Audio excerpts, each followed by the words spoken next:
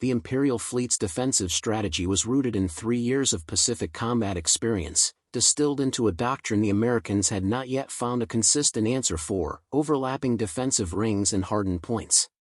In preparation for the inevitable American drive toward the Solomon Archipelago, Field Marshal Kajiwara's fleet was not configured for a grand, decisive surface engagement, but for a prolonged defense designed to inflict prohibitive losses on the enemy air and naval forces. His strategy centered on the fictional Bay of Sakugawa, a deep-water anchorage surrounded by several small, volcanic islands. Kajiwara's intelligence correctly predicted that the Americans would rely on air superiority to soften up his positions. His counterplan, Operation Sea Dragon's Breath, dictated a 2-tier defense. The outer ring consisted of 3 heavily armed Tachikawa-class destroyers, whose primary armament was not torpedoes, but a devastating array of rapid-fire, high-elevation 100mm Type 98 anti-aircraft guns. These ships were positioned at specific GPS-denied coordinates, acting as fast-moving, floating flak batteries capable of creating an inescapable air defense zone. The inner ring was static, a dozen camouflaged, hardened anti-aircraft emplacements built into the jagged limestone cliffs of Mount Ryujin overlooking the bay. These positions were engineered to withstand sustained bombing from conventional high-altitude attacks. They featured 40mm anti-aircraft cannons protected by reinforced concrete bunkers with walls up to 8 feet thick. Crucially, these positions were mutually supporting, meaning that if one was targeted, 2 others could immediately cover the attacker with fire, making the standard dive strafe run a death sentence. The fundamental weakness Kajiwara exploited was the angle of attack. Conventional bombers were vulnerable when climbing away from the target, and torpedo planes were vulnerable during their long, slow, straight-line approach. Kajiwara was confident that any American aircraft attempting to engage his ships at the vulnerable, low, mast-height angle would be instantly shredded by the destroyer's concentrated fire before they could reach effective torpedo range. His commanders were explicitly ordered, "Do not fear the high flyers. Devote all fire to anything that descends below 500 feet. The sea itself is our defense against the cannon." The Japanese had created what military analysts considered the most concentrated, layered air defense network of the entire South Pacific campaign, designed to bleed the American air power white long before the invasion could even be launched. The development of the B-25 gunship was driven by the agonizing realization that conventional ordnance, high-explosive bombs and airdrop torpedoes, were simply too slow, too inaccurate, or too easily intercepted to counter Kajiwara's doctrine. The primary problem was the time-on-target window. Japanese anti-aircraft fire could achieve devastating concentration in less than 10 seconds, meaning any attacking plane needed to hit its target and escape in that time frame. The solution emerged from the unlikely collaboration between U.S. Army Air Force pilots, who valued firepower, and ordnance engineers, who understood armor penetration. The key technical challenge was managing the recoil and heat generated by the 75mm M5 cannon. Firing such a heavy weapon from a relatively light aircraft structure risked tearing the plane apart. Engineers at Thalessia solved this by developing a sophisticated hydropneumatic recoil system, essentially a shock absorber scaled up to an absurd degree, allowing the blast and kickback to be dissipated across the aircraft's main spars. The cannon was also mechanically linked to a specialized optical sight that automatically calculated lead for a slow-moving surface target at a low angle. A second innovation focused on ammunition. Standard high-explosive shells were replaced by a limited supply of armor-piercing, incendiary, API, rounds. These shells, filled with a highly volatile mixture of magnesium and white phosphorus, were designed not just to penetrate the ship's hull, but to ignite fuel bunkers, ammunition stores, or engine rooms upon impact. The cannon's slow rate of fire, only about 4 rounds per minute, demanded that every shot count. The goal wasn't a sustained barrage, but a surgical, high-impact penetration strike. The first field test at Tonga Island Range in early 1944 was a spectacle. A salvaged, unmanned Japanese freighter was anchored offshore. The B-25 gunship, piloted by the fictional Captain Elias Vance, made a single low-level pass. Vance fired 4 rounds. The first 3 were concentrated in the freighter's superstructure, tearing apart the wheelhouse and rendering the ship rudderless. The fourth, aimed at the waterline, punched through the steel hull and erupted in a blinding, internal white phosphorus fire. The ship was incapacitated and burning fiercely in less than 90 seconds. The test confirmed the new tactical doctrine: fly low, fire precisely, and retreat immediately. This specialized configuration transformed the B-25 from a conventional bomber into a flying, armor-piercing artillery piece, capable of defeating Kajiwara's hardened positions at an angle they had never anticipated. June 16, 1944. D+2 of Operation Typhoon Hammer Reconnaissance. The first official combat deployment of the B-25 gunship was kept highly compartmentalized, involving only 4 modified aircraft and their highly trained crews.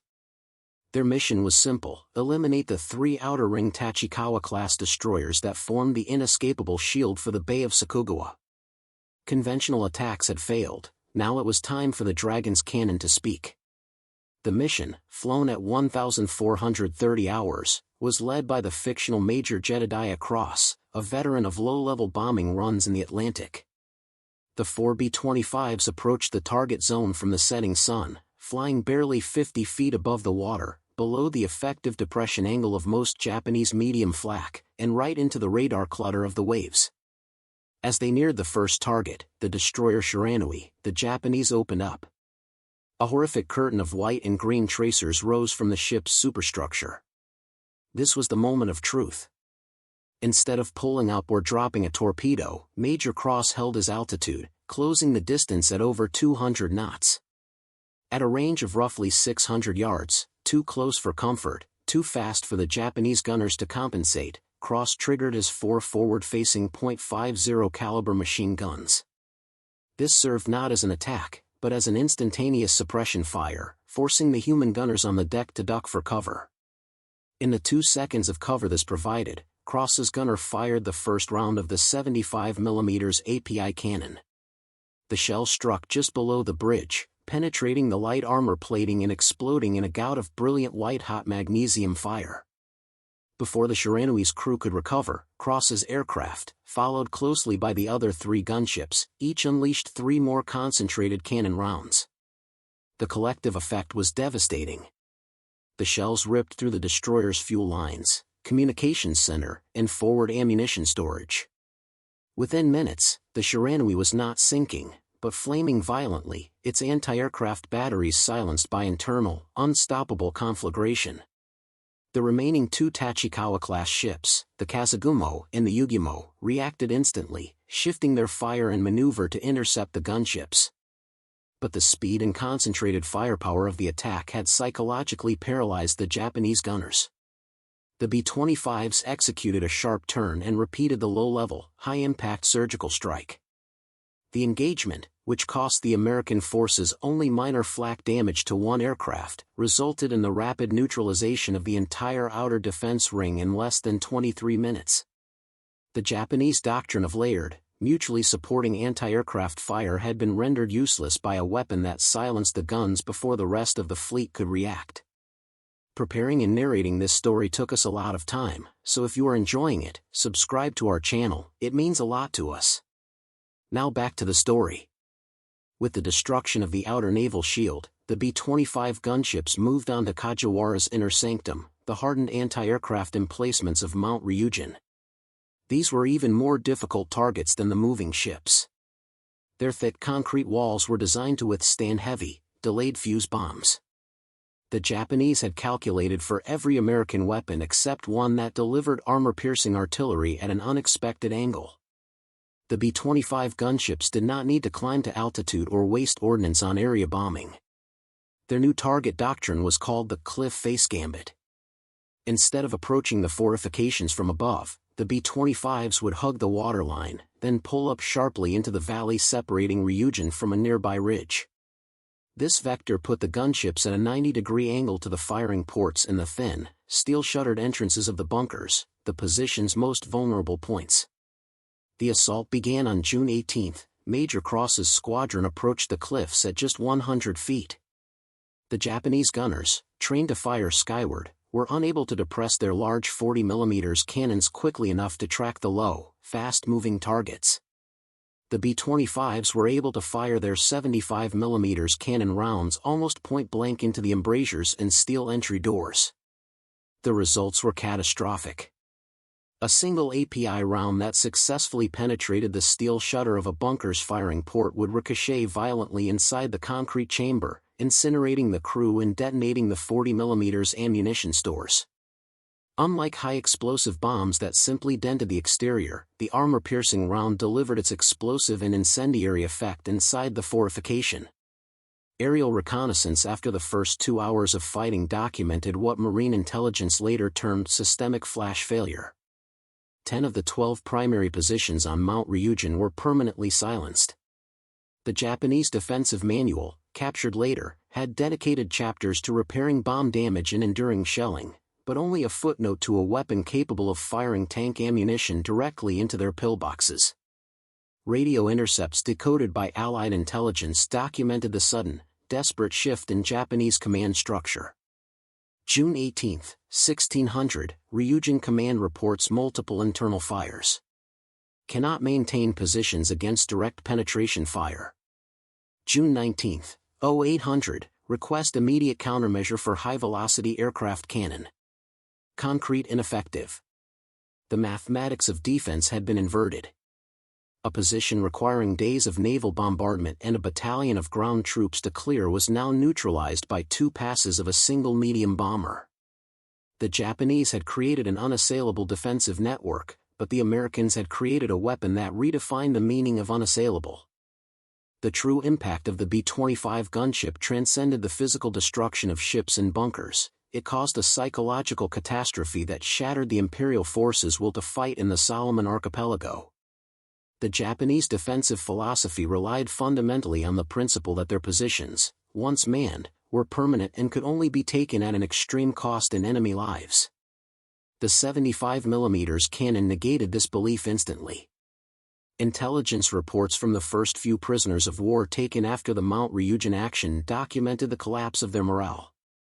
Japanese prisoners, often reluctant to speak, referred to the B-25 gunship as Akuma no Hai, Demon's Fire, and the pilots as Kozo no Tenpo, Cannon Boys. The terror was not just the speed of death, but the manner of it. Unlike bombs or artillery that hit from a distance, the gunship attack was intimate, fast, and delivered a precise, white-hot internal devastation they had no defense for. The psychological warfare section of the fictional V Air Corps immediately capitalized on this. They began dropping leaflets across the remaining Japanese positions, showing accurate drawings of the B-25 gunship and its cannon, alongside text detailing how their concrete bunkers could be penetrated. This move drove a wedge between the Japanese soldiers' Bushido code, which commanded them to die bravely in place, and their rational survival instinct. The result was unprecedented in this theater: mass desertion from forward observation posts. Air reconnaissance photos began to show something never before seen in the Pacific. High-value radar stations and forward listening posts on smaller islands were found completely abandoned, supplies intact, with the crews having fled into the jungle or attempted to paddle to larger islands. These desertions were directly linked in captured documents to the fear of the Demon's Fire. The collapse of the inner defense allowed Allied forces to quickly establish forward air control bases on the now silenced islands surrounding Sakugawa Bay, turning the bay itself from a defensive bastion into a trap. Field Marshal Kajiwara, in a desperate coded message intercepted by Allied radio intelligence, acknowledged the defeat. The enemy has introduced a weapon of terror. Our steel and stone cannot withstand the penetrating artillery from the sky. The spirit is willing, but the material defense is defeated. The B-25 gunship had systematically eliminated the physical and psychological foundations of the Imperial defense. The success of the initial B-25 gunship missions immediately led to operational and tactical evolution. The Japanese, recognizing the threat, quickly adapted their remaining fleet and ground units. Their new counter-tactic involved using smaller, faster torpedo boats and coastal patrol craft that could effectively hide in the dense coastal shadows of the archipelago, making them difficult to target for the large, relatively slow B-25. Additionally, the remaining anti-aircraft bunkers were now manned by crews trained to depress their guns rapidly for low-angle fire. The response from the B-25 air crews was the development of the flanking roll tactic, documented extensively in the fictional V Air Corps after-action reports. The standard low-level attack was modified to increase the effective angle of attack and minimize exposure time. Here's how it worked. The B-25 would approach the target from high altitude, seemingly as a conventional bomber. At the last moment, within effective range but outside of the core flak envelope, the pilot would execute a violent, corkscrew dive, rolling the aircraft on its side, lining up the 75mm cannon not on the longitudinal axis of the ship, but on the beam, the side of the ship. This move drastically reduced the ship's profile to the incoming aircraft, making it harder to target, while simultaneously giving the B-25 crew a cleaner, side-on shot at the critical engine room or waterline of the patrol craft. The pilot would execute the fire run, 1 or 2 cannon shots and a burst of machine gun fire, during the brief, 3-second alignment window while the aircraft was almost sideways. Then, the gunship would immediately pull out of the roll and escape at wave height. This was a risky maneuver that required incredible coordination between pilot and gunner, often described as acrobatics in a truck. However, it proved devastatingly effective against the small, fast-moving coastal vessels and the revised static gun positions. The B-25s, now operating in specialized hunter-killer pairs, one B-25 acting as the primary cannon platform, the other providing cover fire with conventional bombs and rockets, began systematically eliminating the coastal blockade that Kajiwara was attempting to establish. The combination of the gunship's massive firepower and the constant tactical innovation meant that no defensive position, fixed or mobile, remained safe for long. The speed of the tactical evolution demonstrated the core truth of this conflict. American industrial and technological superiority was being multiplied by rapid battlefield innovation, a combination the Japanese forces could simply not match. The successful deployment of the B-25 gunships fundamentally altered the planning for all future Pacific operations, demonstrating a new paradigm: air artillery. Joint Chiefs of Staff documents indicate that planners immediately requested massive conversions of B-25s and similar medium bombers into gunship variants, recognizing that the ability to deliver high-velocity, armor-piercing fire from the air was an essential countermeasure to harden Japanese defenses. The experience in the Solomon Archipelago proved that the gunship eliminated the separation between air and ground warfare. The B-25 was no longer merely an air superiority asset or a bomber, it was flying artillery, capable of performing the role previously reserved for destroyers or tank destroyers. This realization influenced the design and armament of military aircraft for decades. Military historians trace a direct lineage from the B-25 gunship's 75mm cannon to the specialized anti-tank aircraft of the Cold War and the formidable ground attack aircraft like the AC-130 gunship used in modern conflicts. Japanese military assessments, documented in post-war interrogations conducted by the Allied Strategic Survey, acknowledged that the introduction of the B-25 gunship had negated their entire anti-invasion strategy. The core of their doctrine, to protect ships with distance and fortify land with concrete, was nullified by the API round's ability to ignore both. Several surviving naval officers testified that the fear of the 75mm cannon contributed to the withdrawal of major fleet units from forward bases, conserving them for a later, decisive battle, a move that prematurely ceded control of the sea lanes to the Allies. The official records of the V Air Corps document the B-25 gunship's combat effectiveness.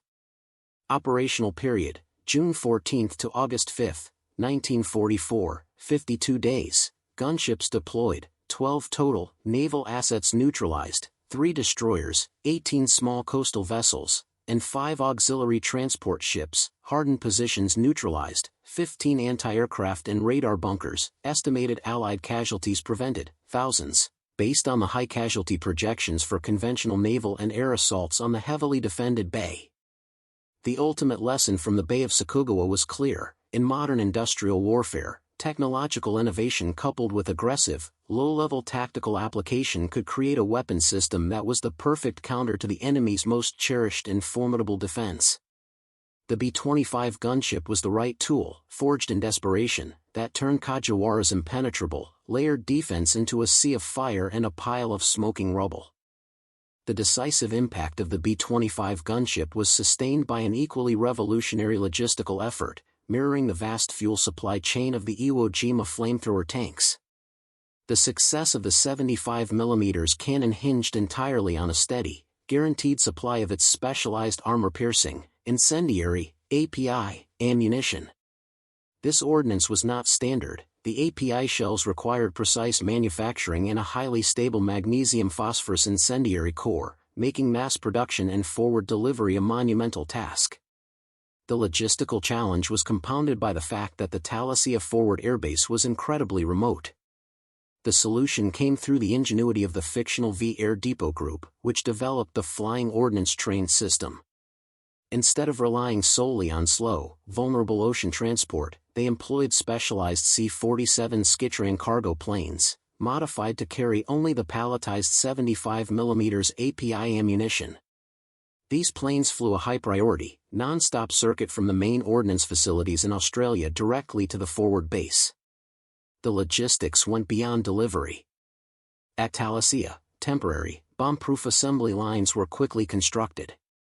Crews worked around the clock not just to load the shells, but to meticulously test the recoil mechanisms and realign the cannon's sighting after every mission. Field reports show that every operational B-25 gunship consumed, on average, over 200 API rounds per week during peak operations, a massive consumption rate for a heavy artillery piece. To maintain the necessary volume, the U.S. industrial base shifted into high gear.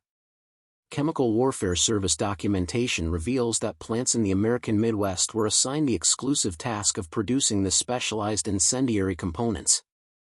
This entire supply chain, from the chemical factories at home to the humid, temporary airstrips in the Pacific, demonstrated a commitment to industrial scale that Kajiwara's forces could never hope to match. The relentless delivery of specialized shells was the silent factor that broke the Japanese defense. When a Japanese gun emplacement was knocked out, the crews knew it would stay knocked out because the Americans had an unlimited, instantly available supply of the unique ammunition required to destroy it. This constant flow of high-tech destruction was, in its own way, as terrifying to the Japanese defenders as the sight of the demon's fire itself. The logistics proved that the B-25 gunship was not a temporary gimmick, but the leading edge of an industrial machine that would relentlessly pursue victory.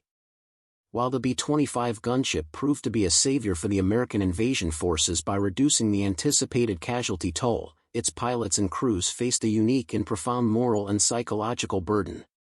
The close-range, destructive nature of the 75mm cannon attacks created intense combat stress, similar to that experienced by the flame tank crews on Iwo Jima.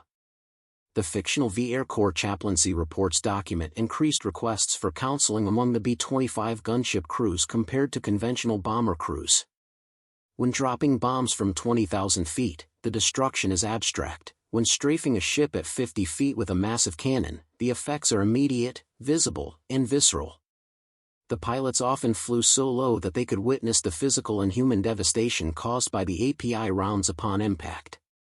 Captain Elias Vance, the pilot from the initial tests, later testified to the profound nature of the combat. It wasn't like bombing. It was like driving a tank and shooting a revolver. You saw the whole thing, the flash, the fire, the men, everything. You knew you were saving hundreds of men on the beach, but you were seeing the cost of it in the muzzle flash. Post-war psychological studies conducted by the military confirmed that the crews who operated intimate fire weapons, like the gunships, experienced higher rates of emotional distress. They struggled with the weapon's efficiency, its ability to completely disable a ship or neutralize a bunker with just a few surgical shots, turning a complex, long battle into a horrifyingly quick act of incineration. Conversely, captured Japanese documents and post-war testimony confirmed the deep terror the gunship inspired. Soldiers who had bravely endured repeated conventional bombing runs were often seen to flee or surrender immediately upon hearing the distinctive, heavy thump of the 75mm cannon firing. The B-25 gunship had created a form of death that was so precise and so devastatingly efficient that it contradicted the traditional Japanese concept of military honor and enduring a prolonged siege. the machine that saved American lives created an unprecedented psychological crisis for the enemy, forcing the pilots to grapple with the moral weight of their overwhelming technological advantage. The systematic reduction of the Bay of Sakugawa's defenses was completed on August 5, 1944. The final phase, the assault on the main island of Orizaba, saw the B-25 gunships employed in their final, and perhaps most effective, role, inland bunker busting. Field Marshal Kajiwara had withdrawn his remaining forces to a series of deep, concrete-reinforced command bunkers nestled into the volcanic ridges of Orizaba.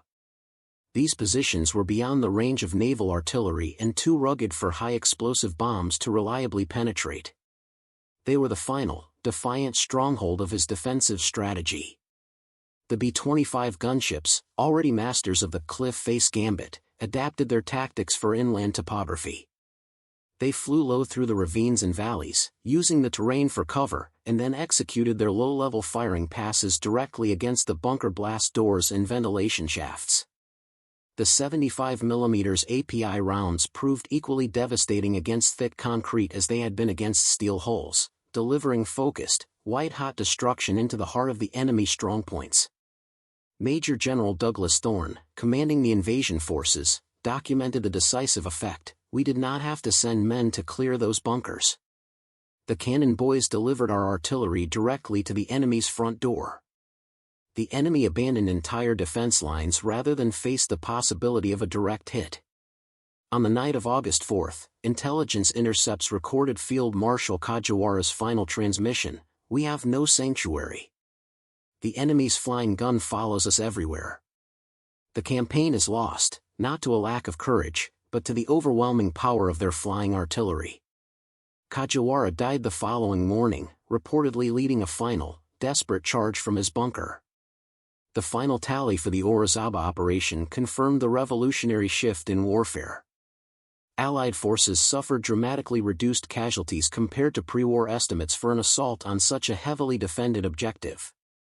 The B-25 gunship had delivered an air-based, armor-piercing capability that negated the enemy's positional advantages, ensuring that the ground invasion force faced significantly reduced resistance. The fight for the Solomon Archipelago was effectively over, not with a ground assault, but with the systematic, precise destruction delivered from the low-flying Dragon's cannon. The battle for the Solomon Archipelago ended, not with the massive naval clash the Imperial Command had anticipated, but with the methodical, precise destruction delivered by a handful of specialized aircraft. The deployment of the 12 B-25 gunships represented more than just tactical innovation. It was a demonstration of how industrial might and technological specialization could utterly defeat a defense based on pure military spirit and fixed fortifications. The final casualty figures spoke volumes. American casualties were drastically lower than predicted, while the Japanese forces, deprived of their physical and psychological defenses, suffered a near-total loss of life, with a record number of unprecedented surrenders. General Thorne, in his official after-action report, summarized the effect with brutal honesty: "The B-25 gunship was our most decisive weapon in this campaign. It saved us thousands of men by making suicide out of every concrete emplacement. We delivered the killing blow before our infantry even stepped ashore." The Japanese defenders, who prepared to die bravely in conventional combat, discovered that determination meant nothing when a 75mm cannon round was delivered to their doorstep at 200 miles per hour. The spirit of the warrior could not stop the API shell, and courage could not overcome the recoil-dampening mechanics designed by American engineers. The legacy of the B-25 gunship is the fundamental truth it established for modern warfare: victory belongs to those who adapt and deliver overwhelming, specialized technological force. The gunship proved that the most formidable defenses, be they steel hulls or 8 feet of reinforced concrete, are merely a new problem waiting for the right solution from the industrial genius of the enemy. The Dragon's cannon not only cleared the way for the invasion, but it permanently altered the doctrine of air-to-ground combat, echoing across every conflict fought since.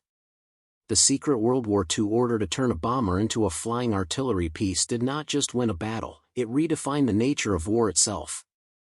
The B-25 gunship's impact extended far beyond the immediate theaters of the Pacific. Its performance in neutralizing heavily fortified positions and specialized naval units led to an immediate, comprehensive revision of U.S. military doctrine regarding air-to-ground and air-to-sea attack strategies. The success of the 75mm cannon demonstrated that heavy, direct-fire artillery could be mounted on a medium bomber, shattering the old rigid classifications of combat aircraft. Post-war analysis confirmed the strategic revolution. Air Force planners, drawing directly from the reports of Major Cross's squadron, began to prioritize the development of specialized attack aircraft equipped with heavy fixed weapons designed for precision, low-altitude engagement. This conceptual lineage directly inspired several Cold War-era projects, including prototypes for specialized ground attack aircraft armed with massive recoilless rifles and, most notably, the development of the AC-130 gunship. The modern AC-130, armed with 105mm howitzers and 40mm cannons, is the direct, spiritual and doctrinal successor to the B-25 gunship, proving the enduring viability of the air artillery platform. Furthermore, the intelligence gathered from the campaign around the Bay of Sakugawa fundamentally altered naval engagement protocols. Japanese commanders, whose ships were turned into infernos by the API rounds, were forced to acknowledge that their large, fast destroyers were vulnerable to low-flying aircraft carrying armor-piercing artillery.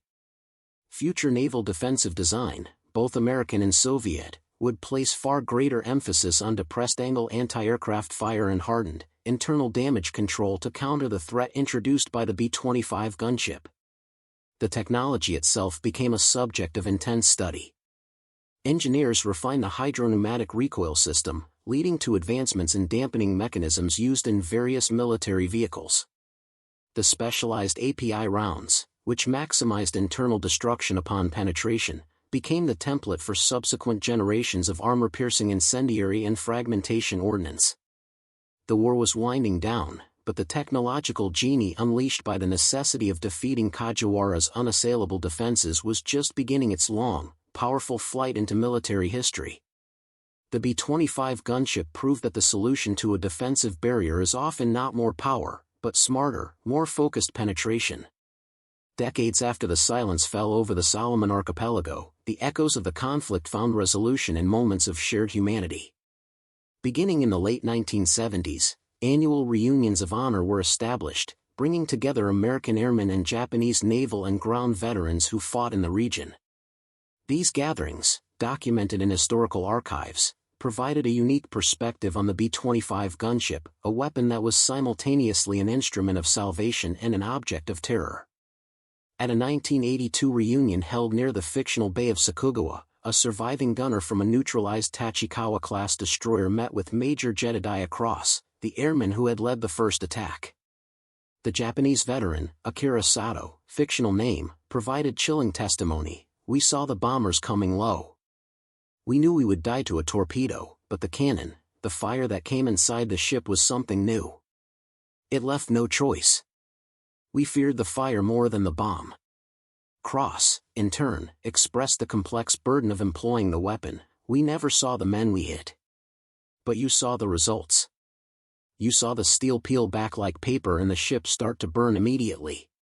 We knew what we were doing, and we knew it was saving the young Marines who were going to land later. The horror was necessary." These meetings highlighted the duality of the gunship's legacy. For the Americans, it represented the power of innovation to save lives, the ultimate realization that a machine could minimize the human cost on their side. For the Japanese, it represented the inevitability of industrial defeat, a technological force that negated their deeply held warrior ethos. The concept of honorable, prolonged defense was rendered moot by a weapon that guaranteed instantaneous, overwhelming failure. The veterans found common ground not in agreement about the war, but in the shared experience of facing a profound technological threshold. They all recognized that the B-25 gunship was a hinge point, a moment when the nature of warfare shifted from a contest of pure will to an equation dominated by specialized tools and their logistical support. These emotional reunions ensured that the story of the Dragon's cannon would be remembered not just in technical manuals, but through the human voices of those who witnessed its terrible power. The story of the B-25 gunship serves as a powerful, final testament to the ultimate lesson of the Pacific War, the victory of the industrial capacity multiplied by technological innovation. The Japanese had faith in the vastness of the ocean and the strength of their concrete and steel. The Americans counteracted these defenses by asking a simple question: what is the most destructive thing we can deliver to that target, and how quickly can we reload? The B-25 gunship was the answer. It demonstrated that in the arithmetic of modern industrial warfare, the numerator of technology could always overcome the denominator of conventional defense. The cost of building Kajiwara's elaborate defenses was rendered negligible by the single, well-aimed 75mm API round that rendered the structure worthless. The legacy is not just the aircraft itself, but the entire support system, the factories that produced the specialized shell components, the C-47s that flew them across the Pacific, and the engineers who mastered the recoil. It was an infrastructure built to deliver overwhelming force precisely where it was needed, instantly negating the enemy's positional advantages. The gunships did not need to be omnipresent, they only needed to be overwhelmingly effective at the decisive point. Today, the principles established by the B-25 gunship remain central to military doctrine. Whether it's an unmanned aerial vehicle delivering a precision strike or a high-velocity projectile penetrating specialized armor, the goal is the same: to deliver targeted, armor-piercing destruction that ignites the internal failure of the enemy's most formidable protection. The twin-engine medium bomber that roared low over the waves that June afternoon was more than just a plane. It was the ultimate expression of American industrial might, a flying artillery piece that turned the Imperial fleet's strongholds into a sea of fire. The story of the B-25 gunship remains a permanent lesson in the history of conflict. Courage and spirit can sustain a fight, but superior tools in the industrial will to deploy them ultimately determine the final victor. The catastrophic failure of Field Marshal Kajiwara's defense of the Solomon Archipelago sent immediate and profound shockwaves back to the highest echelons of the Imperial High Command in Tokyo. Kajiwara, a brilliant strategist known for his uncompromising defense-in-depth doctrine, had promised his superiors that the Bay of Sakugawa would be an American meat grinder, a place where the logistical strain and heavy fortifications would stall the Allied advance indefinitely. The rapid, systemic collapse due to the B-25 gunships was, therefore, not just a military defeat, but a deep political embarrassment that called the entire defensive philosophy of the empire into question. Official communiques from the front initially attempted to downplay the impact of the new American weapon, referring vaguely to specialized aircraft armament and unforeseen tactical difficulties. However, the truth, gleaned from surviving officers and the sheer volume of material losses, could not be concealed. Intercepted radio traffic, later documented by Allied cryptologists, revealed fierce debates within the Imperial General Staff. One faction insisted on immediately adapting and mass-producing similar heavy-caliber cannons for their own airframes, while a more conservative faction argued that the resource allocation was impossible given the bombing campaign crippling their industrial base. The political fallout was swift. Kajiwara, even in death, was unofficially scapegoated. His meticulous planning, which banked so heavily on the resilience of concrete and the high cost of conventional bombing, was labeled as obsolete and myopic. The narrative that emerged within the high command was chilling. The Americans were not just fighting a war of attrition, they were fighting a war of technological negation. Every month brought a new tool, whether it was the floating dry docks that bypassed distance or the B-25 gunship that bypassed armor, that rendered Japanese preparation useless.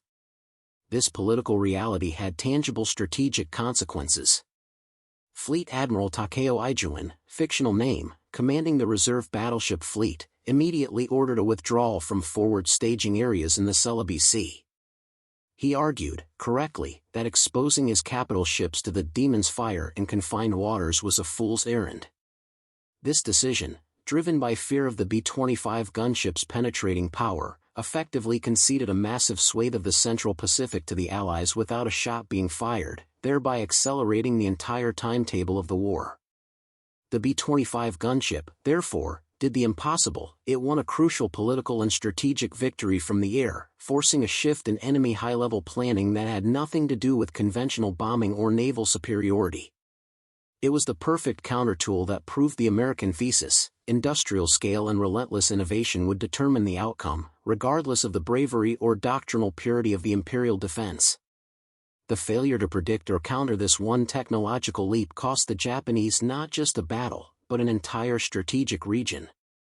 The B-25 gunship was a revolutionary technological investment, and its use around Sakugawa Bay provided a compelling case study in the economics of modern warfare.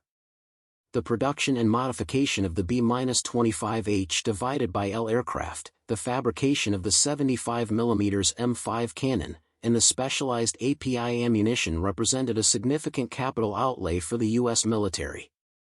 However, when weighed against the costs of the alternative, the gunship became the ultimate economic multiplier. Consider the cost of a traditional assault. To neutralize the 3 Tachikawa-class destroyers and the 15 hardened bunkers by conventional means would have required multiple coordinated naval bombardment runs, consuming thousands of heavy-caliber shells, several squadrons of conventional torpedo bombers, likely resulting in a 30 to 40% loss rate for the aircraft, and potentially the deployment of a full Marine regiment to clear the inland bunkers, incurring hundreds of casualties. The material cost alone, the lost ships, lost aircraft, and specialized ordnance, would have been tens of millions of dollars, in 1944 value, to say nothing of the incalculable cost of American lives. The B-25 gunships flipped this equation. They achieved the exact same, or better, results using only a handful of aircraft and a limited supply of specialized 75mm shells. The total loss of aircraft for the gunship missions in the Solomon Archipelago was zero. The cost of producing the 12 modified B-25s and their specialized ammunition was dwarfed by the value of the warships they incinerated and the military assets they protected. The economic victory of the B-25 was this: it exchanged inexpensive airframes and specialized ordnance for expensive capital ships and fortified positions. A single API round, costing a few $100s to produce, could penetrate and set ablaze a destroyer worth millions. This ratio of cost to effect was staggering. For the Imperial Navy, the damage was financially crippling. Replacing a Tachikawa-class destroyer, a complex vessel requiring thousands of man-hours and specialized imported materials, was almost impossible under the increasing Allied blockade. The B-25 gunship became the ultimate symbol of the industrial age maxim: precision delivered from an unexpected source is cheaper than brute force. The U.S. was able to spend less money to achieve higher rates of destruction and, crucially, accelerate the operational timeline, saving vast sums of money otherwise spent on protracted logistics and prolonged campaigns. The entire gunship program demonstrated that strategic military effectiveness is increasingly tied to the smart allocation of industrial resources to create disproportionate firepower at the tactical edge. This economic lesson, the maximization of destruction per unit of effort, became a cornerstone of post-war military procurement. The B-25 gunship's success was not merely a feat of engineering, it was a victory of applied chemistry and physics, proving that scientific superiority could deliver tactical dominance. The heart of the weapon's effectiveness was not the cannon itself, but the armor-piercing, incendiary, API, round, a chemical weapon disguised as conventional artillery. The Japanese had based their defense on the physics of kinetic energy. Steel armor and concrete walls were designed to dissipate the force of incoming projectiles. The API round bypassed this defense by combining 2 distinct lethal mechanisms: kinetic penetration and chemical incendiary. The kinetic aspect involved a hardened steel penetrator core designed with specific metallurgical properties to achieve maximum velocity and structural integrity upon impact. The shell was designed to punch and pass through the armor of the Japanese destroyers or the steel shutters of the bunkers before slowing. The crucial chemical element was packed in the base of the shell, a highly specialized mixture of magnesium, nitrates, and white phosphorus. This mixture required meticulous laboratory development to ensure that it would remain stable during the high G-forces of launch but would ignite instantly upon the shock and friction of penetration. When the shell punched through the armor, the base fractured, showering the interior of the ship or bunker with white-hot, self-sustaining fire reaching temperatures well over 3,000 degrees Fahrenheit. This chemical process had several devastating tactical effects. Immediate silencing: the flash and intense heat instantly killed or incapacitated the crews of the anti-aircraft guns, preventing a response. Fuel ignition. In ships, the internal fire rapidly ignited fuel bunkers and lubricants, creating an unstoppable inferno. Oxygen depletion. In the confined spaces of the concrete bunkers, the phosphorus fire rapidly consumed all available oxygen, effectively suffocating any survivors not immediately burned, mirroring the effects of napalm in the Iwo Jima. Caves. Chemical Warfare Service documents from the war detail the rigorous testing required to perfect this API mixture. Test rounds were fired into decommissioned Japanese armor plating to ensure the incendiary mechanism had the correct delay. It needed to ignite after penetration, not before. This level of focused scientific effort, dedicating elite chemists and metallurgists to solve a single tactical problem, was a capability the Imperial forces, cut off from crucial raw materials, simply lacked.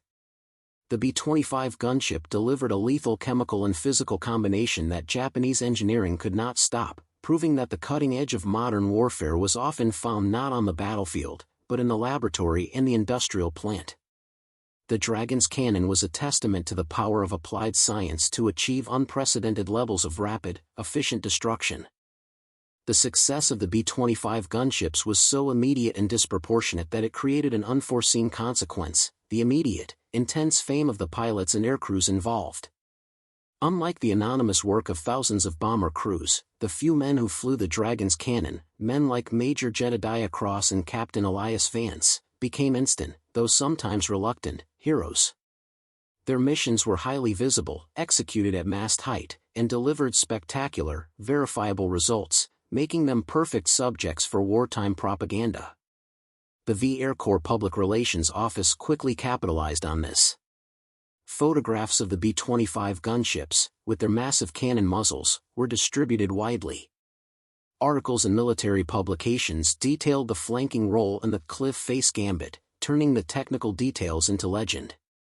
The crews themselves were given special honors and decorations, and their faces appeared on morale posters across the Pacific Theater. This sudden fame, however, brought complications.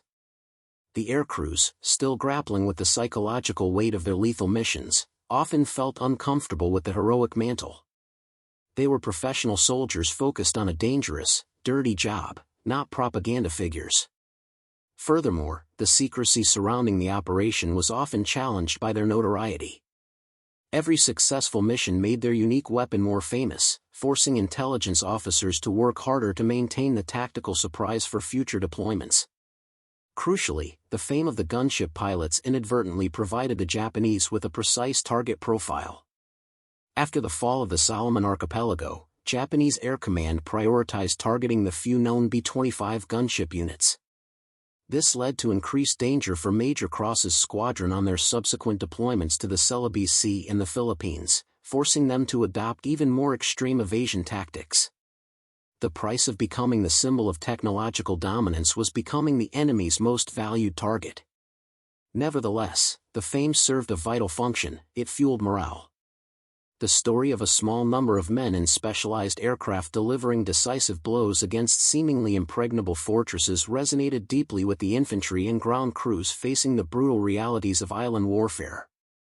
The legend of the B-25 gunship became a powerful morale booster, assuring every soldier and sailor that American industrial ingenuity was fighting alongside them, providing the ultimate technological shield against the enemy's best defenses. The fame of the Cannon Boys was thus a strategic asset, turning a tactical success into a force-multiplying legend.